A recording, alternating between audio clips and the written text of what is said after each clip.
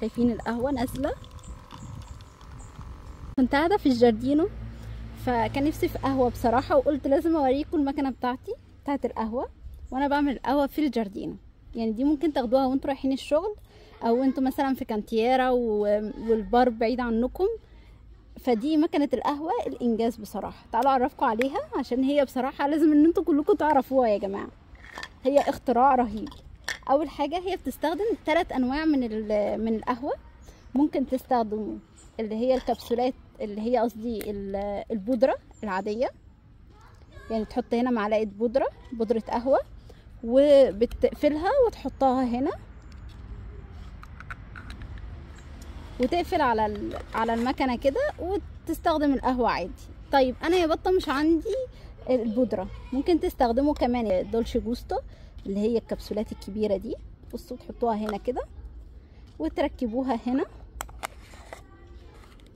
وبرضو ده النوع التاني من الكبسولات اللي ممكن تستخدموها. طب ايه النوع التالت اللي ممكن استخدمه؟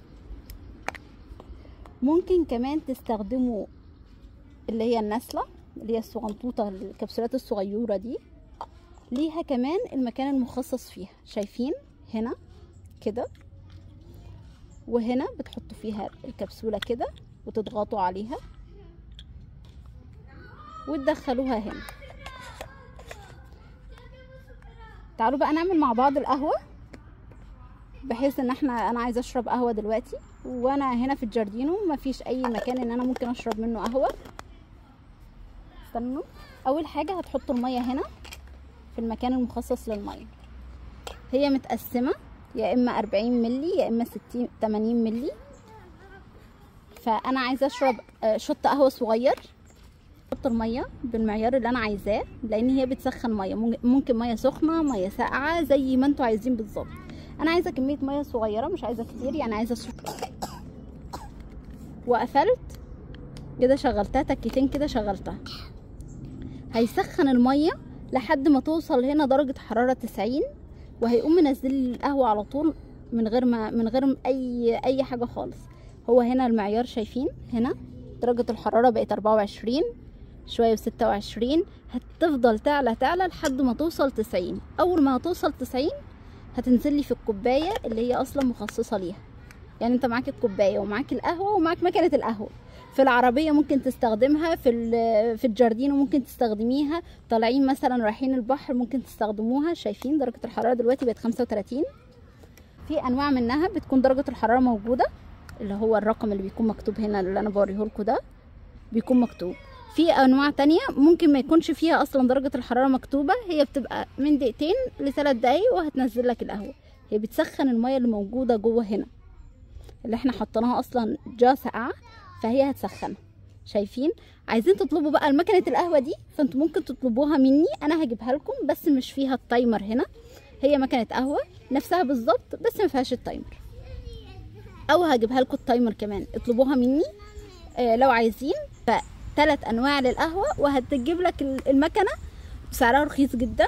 ادخلوا دلوقتي قبل نفاذ الكميه، لان دي كميتها محدوده عندي. انا دلوقتي 87. اول ما هتوصل 90 هتلاقيها نزلت القهوه لوحدها. 88 89 90. شايفين؟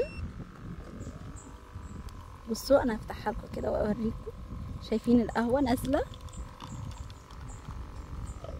ممكن تقفل دي خالص وهي بتنزل جوه. انا عايزه كميه صغيره جدا. شايفين الوش بتاعها؟